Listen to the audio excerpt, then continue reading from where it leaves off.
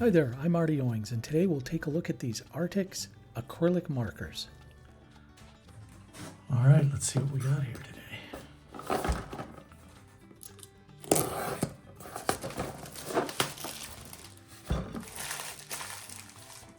Arrtx acrylic markers. 3mm stronger coverage. Lots of different colors. Oh, there's some very small writing here that I will have to blow up to see. Let's see what's in here.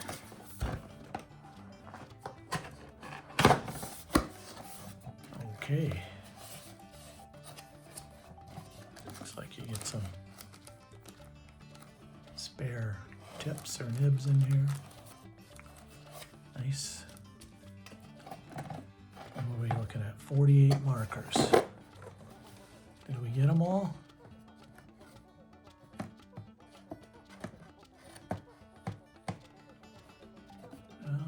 Let's see. Looks like we did. All right. 5, 10, 15, 20, 25, 30, 35, 40. 1, 2, 3, 4, 5, 6, 7, 8. Yep, they're all here. All right, should we start swatching these out? See what they're like? Well, let's take a look at the marker itself at first here. Pick a random marker. Okay. Recap after use, strong coverage. Tells you to shake the marker, press the nib, the stuff should flow. Well, so there's no ink in this at all right now. There's no liquid, so let's give it a shake. See how long that's take? This is gonna take a long time with 48 markers. Okay, here it comes. I can see it starting to flow down. Can you see that? Starting to fill the nib. Oh, there it is. Okay. Acrylic.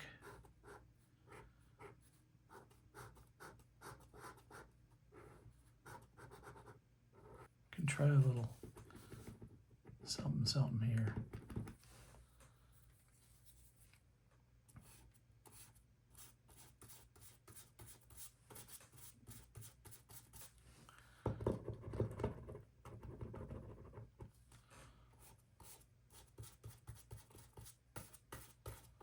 Do a little painting with these.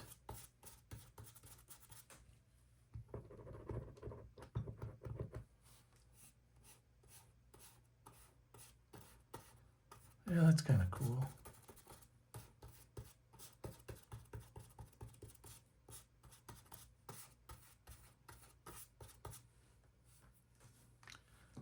There's definite odor because it's acrylic, so be prepared for a little of that. Let's see. Oh, look at that.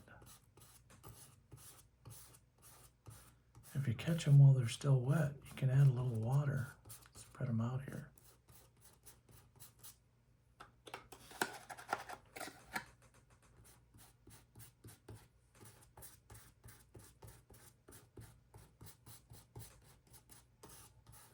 Look at that. That's kind of cool.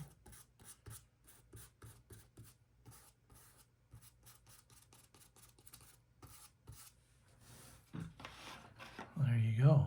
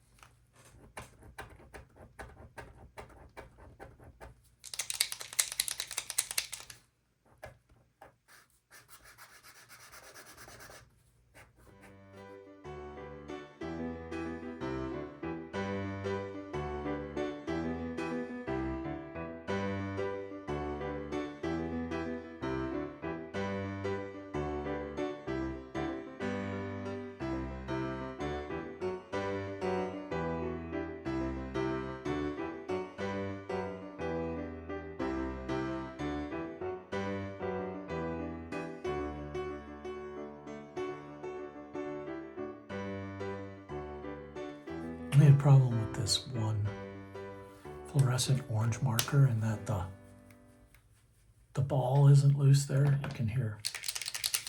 That's what you want to hear. That's what you don't want to hear. So out of 48, 47 markers work just fine, but this fluorescent orange marker is either stuck or defective. It seemed, the color came out. You still get color out of it,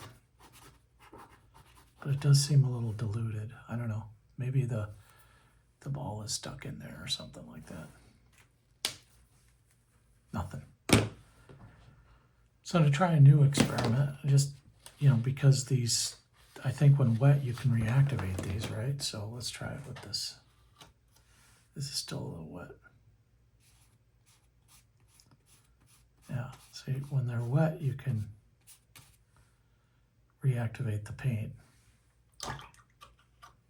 When they're dry, no dice, which is good. That's what you want. It's acrylic, so you could use gouache over that, watercolor, oil. Basically, you could use just about anything, casein, as a medium right over these because they're not picking up at all. White, no color. Here where they're wet, you can pick up some color. So I think they're working the way they should.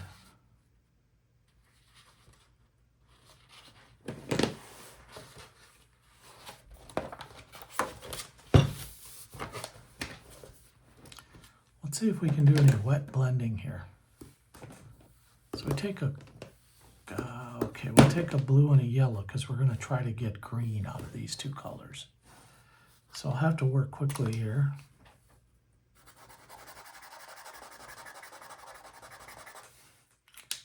Because I don't want these to dry.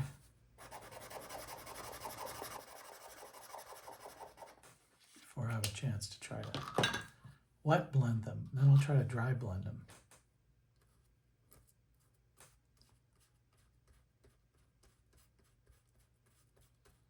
Oh yeah, look at that.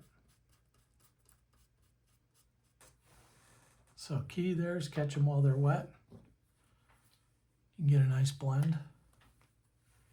Now let's see if we can't wet blend, or dry blend these. No watercolor.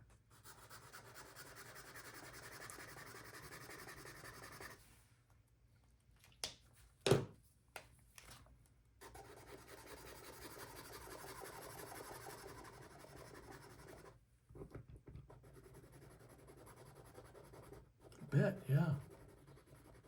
That's kind of cool. Now I got a little green on my yellow, which I want to get rid of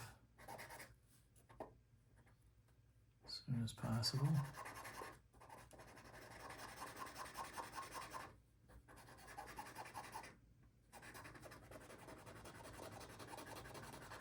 Take a while.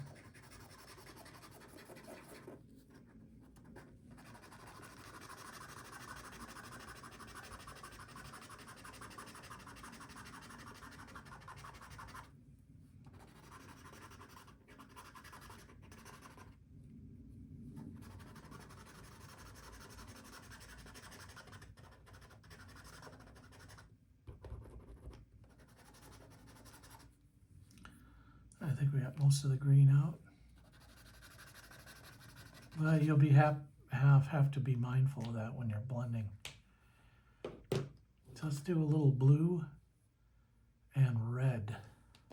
So we got blue and red here. We should get purple.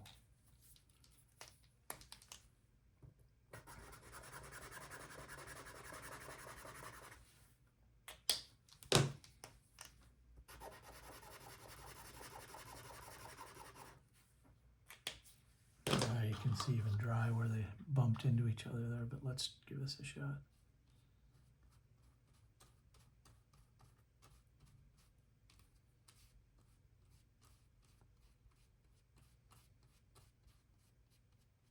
See what I can do about that.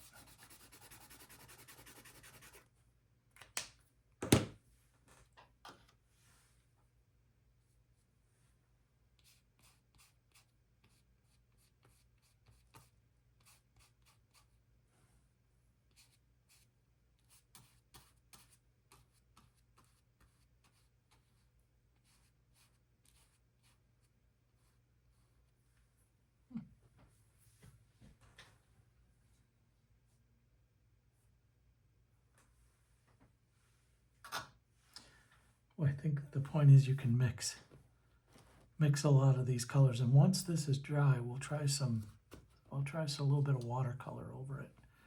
See what happens. A little spectrum here. See if we can get one shade darker. I think if you mix them, you're in the right tonal range. I like the way that mixed. That looks really good. There's just certain mixes that are appealing, you know, like the lighter brown going into the darker brown, into the far range of that, and then this purple kind of expanding into the red there. Looks nice.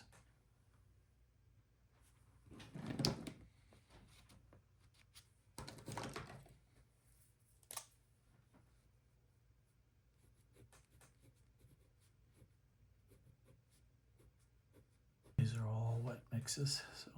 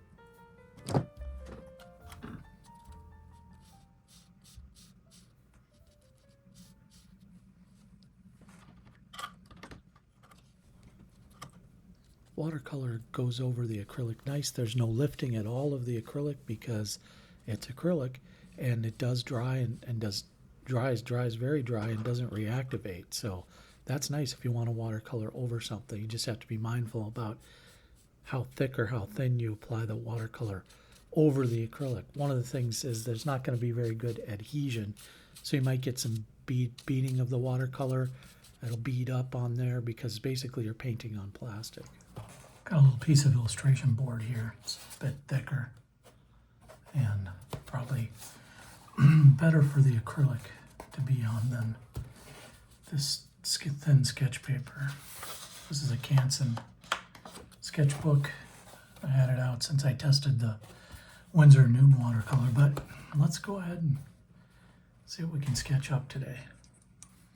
We'll try some spheres to start with. Let's start there.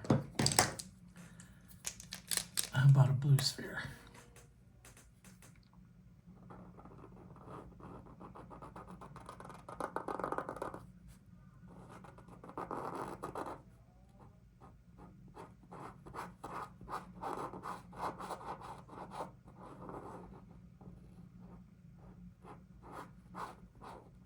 draws in one.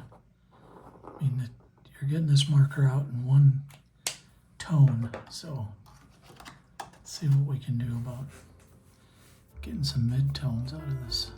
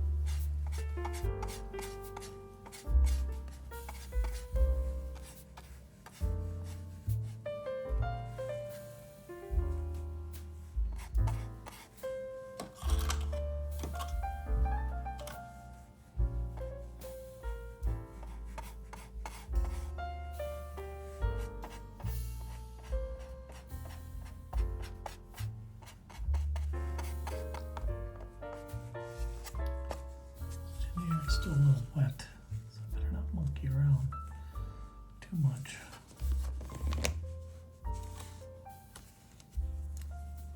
Well, that pretty much wraps up the testing of the markers phase, just kind of drawing with them and swatching them out and using them. I'll get to the pros and cons in a second, but I wanted to share some general thoughts on the markers themselves as we bounce over and take a quick look at their website, because Arrtx, Aartx, they have a lot of products on their site, and I just wanted to run through those and talk just a little bit briefly about the products. So if you go to their site and you click on art markers, that's where you're going to find these acrylic-based markers, but they also offer alcohol-based markers and some other pencils and things like that, so colored pencils. But basically they kind of have this line of art materials like other art materials companies. They're based in China, so I believe that their art materials are manufactured there. I think they have sites in German and French. Doesn't mean that they have locations there, but they definitely have websites for information there. So the price point is low. If you go through their product information, you'll find a lot of promotional and marketing material, but you won't find a lot of details, intimate details like you would ask for and find on a site like Faber-Castell or Schmincke or other sites where they are very specific about the pigments, the chemicals, the things like that are actually in the paint. So I have to be a little bit skeptical about that stuff and just give people a heads up that you're going to want to ask questions. I asked Arrtx questions about whether or not they had an ASTM rating or anything like that, and they have not responded. So I like the ergonomics of the marker, the ease of use of it. I'm not an acrylics person by any means, but I had fun using these, and I think that being able to activate them wet was a pro. And we'll talk a little bit about the pros and cons here in a minute. But overall, nice line of products, nice marketing website. A couple of things I want to highlight here that they do market is they call these premium water-based inks, but we don't know what goes into those at all. I don't think that's a trade secret to say, whether or not, what is the pigment, things like that. They say they're waterproof and will never fade.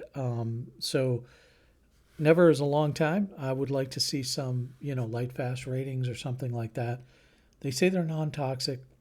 Definitely don't know if they are or not because that's not rated. And also, if you want a color chart, you're not going to know the names of the colors. They print the names of the colors for their colored pencils and other products, but they don't print them or haven't printed the names of the colors yet for these acrylic markers. One suggestion for Arrtx would be to print the color name right on the marker itself. I know the lid is colored, but people who are colorblind like to read the color, and there are people who are colorblind that do art. I'll get into some of the differences, pros and cons here in a second, but just to talk a little bit more, they have a lot of promotions going on. They're trying to get their product out there. They're say that they're celebrating their 9th anniversary in the market. I don't remember seeing Arrtx 9 years ago, but again, they're a small company or seem to be smaller, so I definitely could have missed that. A couple other things they say in their marketing materials. They say there's no harmful or chemical materials in their art supplies, but again, they're not ASTM certified. We don't know that for sure. A little bit more transparency in that area. Let's talk about first a little bit of the pros. There's a great variety of colors. I like all the colors in the 48 color series. I only had problems with a single marker where the bead didn't seem to work, but other than that, the rest of the other 47 markers work great. They are definitely quick drying, and I like the stability of the colors, so you could color over them, which is good. Once they're dry, they are dry. They're easy to activate. There's no long shaking going on there, so that's nice. They have a real simple design, and they are water soluble before they dry. So as you saw, I was able to do some like watercolor type painting with these acrylic markers. So that gives them a good versatility, which I really enjoyed. I like the packaging design because the box itself has these little squares in the bottom where the pens sit nicely in. And with other products, you have to buy like an extra case or something like that to get those, markers to sit very organized in the box. So don't throw away the box if you buy these because they've made it easy. Here's some of the cons. I couldn't find any ASTM safety info. I did email the company, haven't heard back. If I do, I'll certainly update the video in the comments, but I'd really like to see some safety information on these, especially if they say they're good for ages 4 and up to adults. So if I'm going to have my child using these, I definitely want to know that. Also in the marketing material, it says that they're odorless, but they are definitely not odorless. You're going to want to use these markers in a well-ventilated area and probably limit your exposure or something because they do have a pretty pronounced odor as you use them over time. There's no color chart per se. There is a color chart, but it doesn't list the color names. It gives you some number.